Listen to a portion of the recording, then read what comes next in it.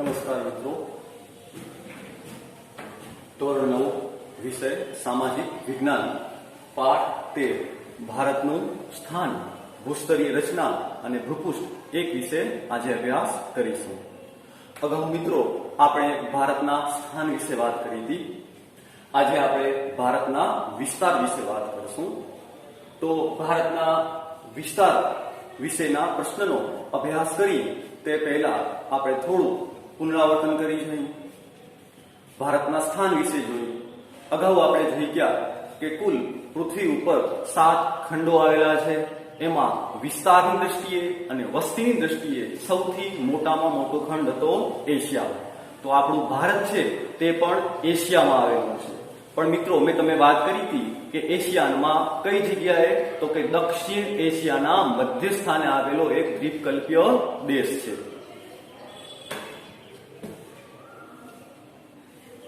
ભારતના વિસ્તારની વાત કરી તો ભારતનું ક્ષેત્રફળ જોઈ તો ભારતનું જે ક્ષેત્રફળ છે તે 32.8 લાખ ચોરસ કિલોમીટર છે, કે તે જગતના ભૂક્ષેત્રના માત્ર 2.42% જેટલું ગણવામાં આવે છે.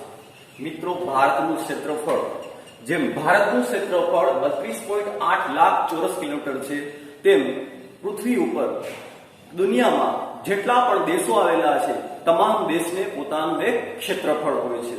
તો ભારત પણ આપણે જોઈ ગયા તેમ કે ભારત પણ કોઈ નાનો સૂનો દેશ નથી. ભારત પણ ક્ષેત્રફળની દ્રષ્ટિએ ખૂબ મોટો દેશ છે. મિત્રો તમને અહીંયા નકશો બતાવ્યો છે. નકશામાં આપણે જોઈ શકશું કે આ નકશો છે એની અંદરનો જે વિસ્તાર છે એ ભારતનું ક્ષેત્રફળ દર્શાવે છે. નકશાના અંદરની આ બધો ભાગ છે તે આપણા ભારતનું ક્ષેત્રફળ બતાવે છે. તો ભારતનું ક્ષેત્રફળ કેટલું થશે? 32.8 લાખ ચોરસ કિલોમીટર, જે જગતના ભૂક્ષેત્રના માત્ર 2.42% જેટલું છે. જેમ ભારતનું ક્ષેત્ર 32.8 લાખ ચોરસ કિલોમીટર છે, તેમ દરેક દેશને પોતપોતાનું ક્ષેત્રફળ હોય છે. એમાં જગતના ભૂક્ષેત્રમાં ભારતનો હિસ્સો કેટલો છે? તો ભારતનો હિસ્સો માત્ર 2.42% જેટલો છે. ક્ષેત્રફળની રીતે જોવા જાઓ કે ક્ષેત્રફળના સંદર્ભમાં ભારતનો ક્રમ 7મો આવે છે. ક્ષેત્રફળની દ્રષ્ટિએ એટલે કે વિસ્તારની દ્રષ્ટિએ ભારતનો ક્રમ 7મો છે. જેમ આપણે સૌ જાણતા હશું કે વસ્તીની દ્રષ્ટિએ ભારત દુનિયામાં બીજું સ્થાન ધરાવે છે, તેમ વિસ્તારની દ્રષ્ટિએ આપણો દેશ 7મો નંબર છે. એટલે આપણા કરતા કુલ કેટલા દેશો મોટા થયા? તો કે 6 દેશ મોટા થયા. આપણા કરતા કુલ 6 દેશો મોટા થયા. તો આપણે અનુક્રમે આ દેશો જોતા આવ્યા. તો સૌથી પહેલે રશિયા, કેનેડા, USA એટલે કે યુનાઇટેડ સ્ટેટ ઓફ અમેરિકા, ચીન, બ્રાઝિલ અને ઓસ્ટ્રેલિયા. તો મિત્રો આ 6 દેશો કયા દેશો? રશિયા, કેનેડા, USA, ચીન, બ્રાઝિલ અને ઓસ્ટ્રેલિયા. આ 6 દેશ ભારતના ક્ષેત્રફળ કરતા મોટા છે. આ પ્રત્યેક દેશ ભારતથી 2 થી 5 ગણા ભારતથી 2 થી 5 ગણા મોટા છે. જેમ કે વાત કરી તો રશિયા છે તે ભારત કરતા 5 ગણો મોટો છે. રશિયા ક્ષેત્રફળની દ્રષ્ટિએ ભારત કરતા 5 ગણો મોટો છે. USA, કેનેડા ભારત કરતા ક્ષેત્રફળની દ્રષ્ટિએ 3 ગણા મોટા છે. ઓસ્ટ્રેલિયા ભારતના ક્ષેત્રફળ કરતા 2 ગણો મોટો છે. એટલે આમાંનો પ્રત્યેક દેશ વધુમાં વધુ 5 ગણો અને ઓછામાં ઓછો 2 ગણો મોટો છે. અગાઉ મિત્રો આપણે વાત કરી ગયા હતા અક્ષાંશ અને રેખાંશની. તો આપણે જોઈ ગયા કે આ પૃથ્વી ઉપર આવી ઘણી બધી અક્ષાંશ અને ઘણા બધા રેખાંશો આવેલા છે. પૃથ્વી ઉપર આવા ઘણા બધા અક્ષાંશો અને ઘણા બધા રેખાંશો આવેલા છે. જે આડી લીટી હોય એને આપણે અક્ષાંશ તરીકે ઓળખીએ છીએ અને પૃથ્વી ઉપર આવેલી ઊભી લીટીને આપણે રેખાંશ તરીકે ઓળખીએ છીએ. તો આપણે જોઈ ગયા કે આ બધી મિત્રો કાલ્પનિક રેખાઓ છે. આપણે માત્ર તેને નકશામાં જ જોઈ શકીએ છીએ, માત્ર આપણા અભ્યાસમાં જ આવે છે. હકીકતમાં પૃથ્વી ઉપર આવી કોઈ પણ જાતની અક્ષાંશ અને રેખાંશ છે નહીં. તો અગાઉ મેં તમે વાત કરી હતી તે મુજબ કે અક્ષાંશ રેખાંશ માત્ર નકશામાં જ શા માટે આવે છે, અભ્યાસમાં જ શા માટે આવે છે? કારણ કે અક્ષાંશ અને રેખાંશના માધ્યમથી દુનિયાના કોઈ પણ દેશનું સ્થાન અને સમય પણ આપણે સરળતાથી જાણી શકીએ છીએ. તો અગાઉ ચર્ચા કરી તે મુજબ ભારત કેટલા અક્ષાંશોની વચમાં આવેલો છે? તો ભારત 8°4 થી 37°6 અક્ષાંશ વૃત્ત વચ્ચે આવેલો છે. ભારત કેટલા રેખાંશ વચ્ચે આવેલો છે? તો ભારત 68°7 થી 97°25 રેખાંશ વચ્ચે આવેલો દેશ છે. હવે મિત્રો આપણે અહીંયાથી 37°6 માંથી 8°4 આપણે બાદ કરશું. જો આપણે 37°6 માંથી 8°4 બાદ કરી તો કેટલા અક્ષાંશ થયા? 29. તેવી જ રીતના રેખાંશની વાત કરી 68°7 માંથી 97°25 આપણે બાદ કરવાના છે. 68°7 માંથી 97°25 આપણે બાદ કરશું એટલે કેટલા મળશે? તો કે 29. તો મિત્રો તમે અહીંયા જોશો કે ભારતના અક્ષાંશ પણ 29° છે અને ભારતના રેખાંશ પણ 29° છે. એટલે ભારતના અક્ષાંશ અને રેખાંશીય વિસ્તારો સરખા થયા. ભારતના અક્ષાંશીય અને રેખાંશીય વિસ્તારો સરખા થયા, પરંતુ છતાંય આપણે જોશું કે ભારતનું જે વાસ્તવિક અંતર છે તો ભારતના વાસ્તવિક અંતરમાં થોડો ફરક આવે છે. તો આપણે ભારતનું વાસ્તવિક અંતર જોયું તો આપણે દરેકને ખ્યાલ હશે મિત્રો, ભારતનું ઉત્તરથી કરી અને છેક દક્ષિણ.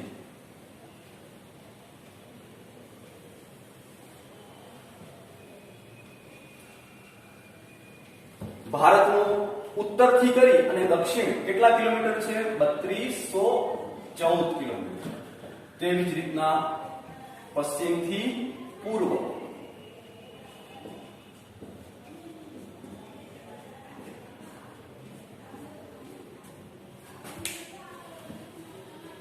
હમણાં મિત્રો મેં તમને વાત કરી કે ભારતના અક્ષાંશ 29° છે, ભારતના રેખાંશ પણ 29° છે.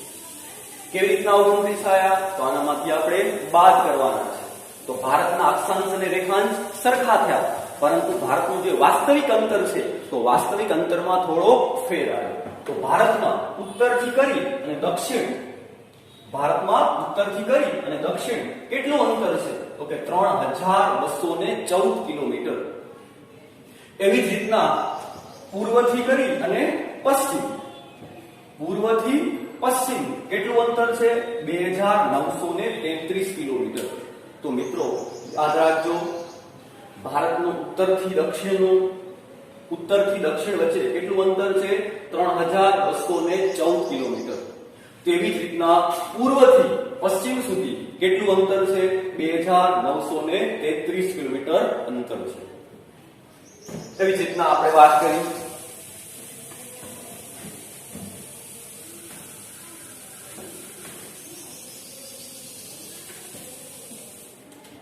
કે કર્કવૃત છે તે પણ ભારતની મધ્યમાંથી પસાર થાય છે, જેનું માપ છે 23°30 ઉત્તર અક્ષાંશ. ભારતની મધ્યમાંથી કયું વૃત્ત પસાર થાય છે?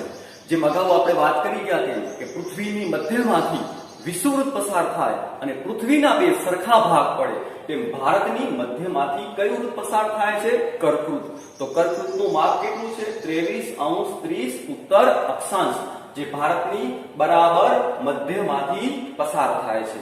એટલે ભારત બે સરખા ભાગોમાં વિભાજિત થઈ જાય છે, ઉત્તર ભારત અને દક્ષિણ ભારત. તો મિત્રો યાદ રાખજો, કર્કવૃત ભારતની મધ્યમાંથી પસાર થયો એટલે ભારત બે સરખા ભાગોમાં વિભાજિત થઈ ગયું, ઉત્તર ભારત અને દક્ષિણ ભારત. તો હવે આપણે થોડું ઉત્તર ભારતની વાત કરી તો તમે જોશો કે ઉત્તરનો ભાગ થોડો વિસ્તૃત છે. ઉત્તર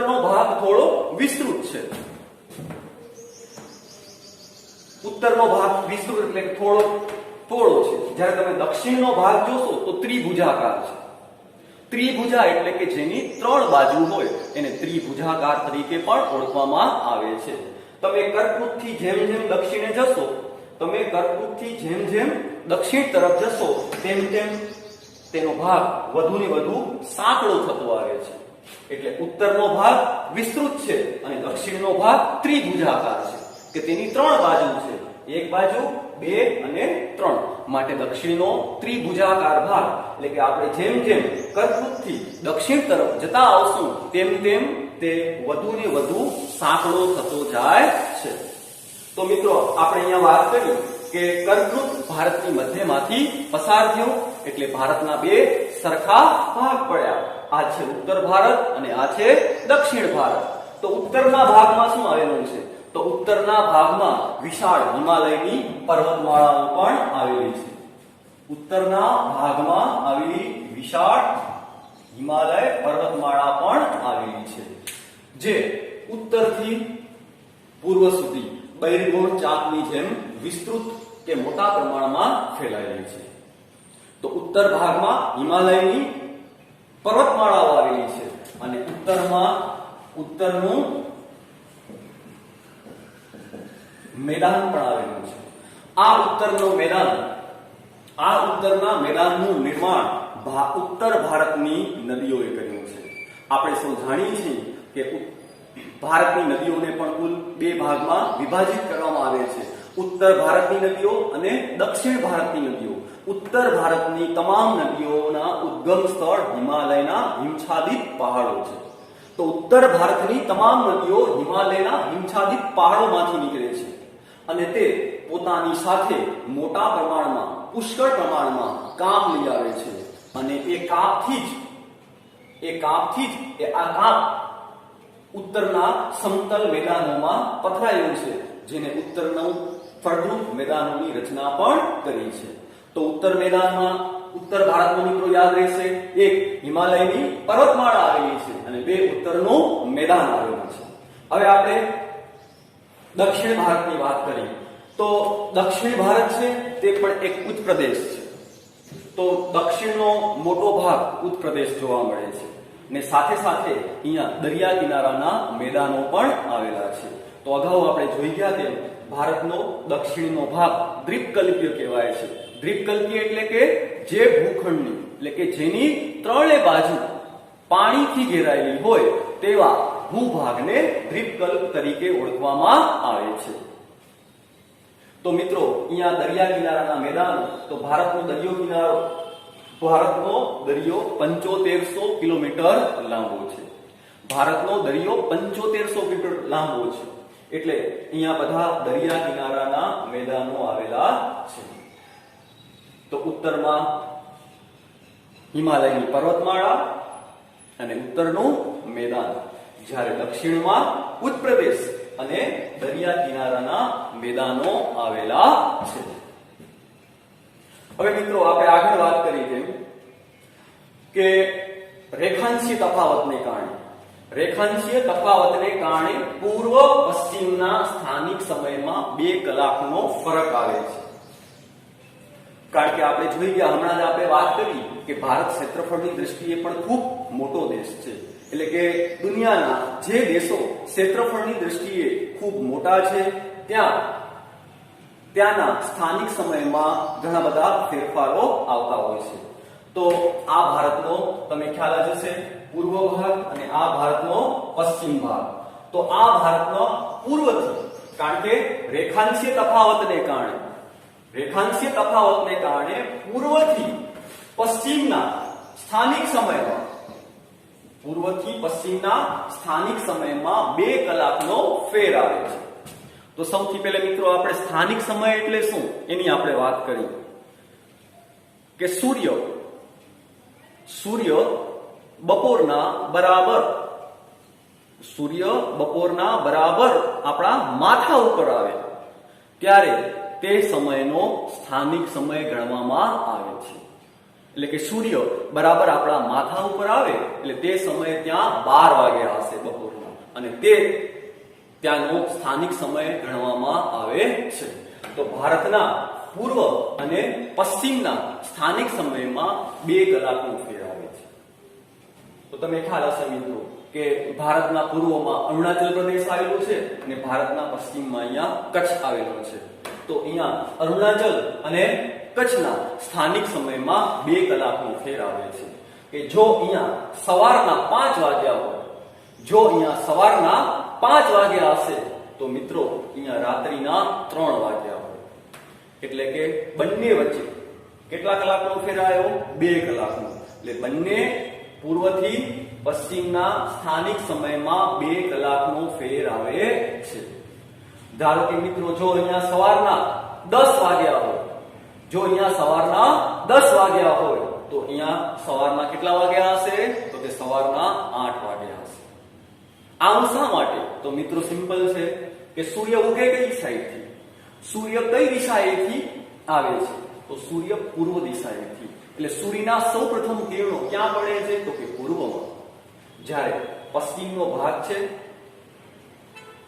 એટલે આપણે દરેકને ખ્યાલ જ છે કે કોઈ સૂર્ય છે, સૂર્ય તો સ્થિર છે, પણ આપણી પૃથ્વી છે તે સૂર્યની પરિક્રમા કરે છે અને સાથે સાથે પૃથ્વી પણ પોતાની ધરી ઉપર ફરે છે. તે પૃથ્વી જેમ જેમ પોતાની, એટલે આપણે દિવસ અને રાતનો, કારણ કે પૃથ્વી પોતાની ધરી ઉપર ફરે છે, જેના કારણે જ આપણે દિવસ અને રાત અને અથવા તો જુદી જુદી ઋતુઓનો પણ આપણે અનુભવ કરી શકીએ છીએ. એટલે જેમ જેમ પૃથ્વી ફરશે તો સૂર્યના સૌપ્રથમ કિરણો ક્યાં પડશે? તો કે પૂર્વમાંથી. પછી ધીમે ધીમે તે ક્યાં પહોંચશે? તો કે પશ્ચિમમાં.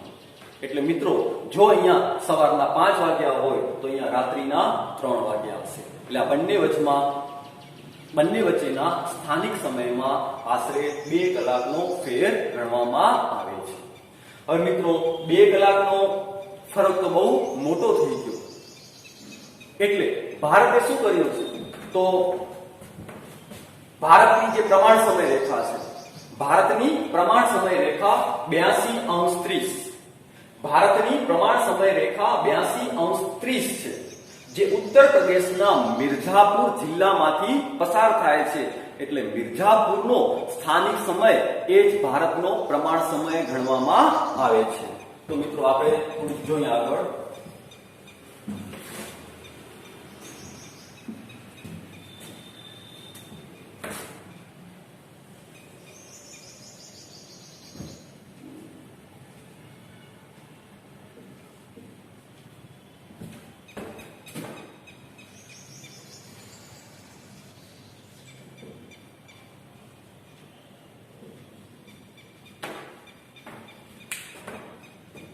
તો મિત્રો આપણે અગાઉ જોઈ ગયા હતા ભારત કેટલા રેખાંશ વચ્ચે આવેલો છે?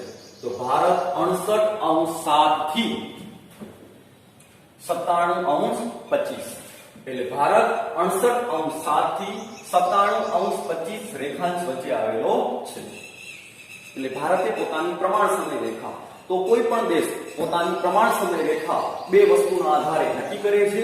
કાં તો દેશનો મધ્ય ભાગ અથવા તો દેશનું મહત્વનું સ્થળ. પ્રમાણ સમય રેખા દેશના મધ્ય ભાગ પરથી અથવા તો ભારતના કોઈ પણ દેશના મહત્વના સ્થળ પરથી નક્કી કરવામાં આવે છે. એટલે કે જે દેશ ક્ષેત્રફળની દ્રષ્ટિએ જે નાના છે ત્યાં સ્થાનિક સમયમાં કોઈ વધારે અંતર આવતું નથી. એટલે કે દુનિયાના જે દેશો ક્ષેત્રફળમાં ખૂબ મોટા છે, દુનિયાના જે દેશો ક્ષેત્રફળમાં ખૂબ મોટા છે ત્યાંના સ્થાનિક સમયોમાં ખૂબ મોટો અંતર કે મોટો ફરક આવતો હોય છે. તો આપણે વાત કરી તેમ કે ભારત પણ ક્ષેત્રફળની દ્રષ્ટિએ ખૂબ મોટો દેશ છે. એટલે ભારતના પૂર્વથી પશ્ચિમમાં સ્થાનિક સમયમાં 2 કલાકનો ફેર આવ્યો. માટે ભારતે પોતાની પ્રમાણ સમય રેખા કોના પ્રમાણે નક્કી કરી છે? દેશના મધ્ય ભાગ પરથી કે દેશના મહત્વના સ્થળ પરથી? તો ભારતે પોતાની પ્રમાણ સમય રેખા દેશના મધ્ય ભાગ પરથી પસાર કરી છે. મધ્ય ભાગ એટલે શું? તો આપણે ખ્યાલ હશે.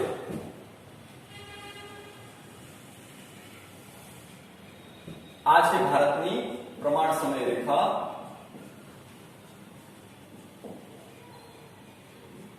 જેનું માપ છે 82°30. 82°30 છે તે મિત્રો 97°25 અને 68°7 નો મધ્યક છે. આ બંનેનો મધ્યક 97°25 થી આપણે અહીંયા થોડું ઘટાડતા આવીએ એવી રીતના 68 અંશ સાઉથથી પણ ઘટાડતા આવે. એટલે આ બંને વચ્ચેનો મધ્યક શું આવશે? 82°30. એટલે ભારતે પોતાની પ્રમાણ સમય રેખા કોના આધારે નક્કી કરી? તો કે મધ્ય ભાગ ઉપરથી. તો આ પ્રમાણ સમય રેખા ઉત્તર પ્રદેશના કયા જિલ્લામાંથી? તો કે મિર્ઝાપુર જિલ્લામાંથી પસાર થાય છે.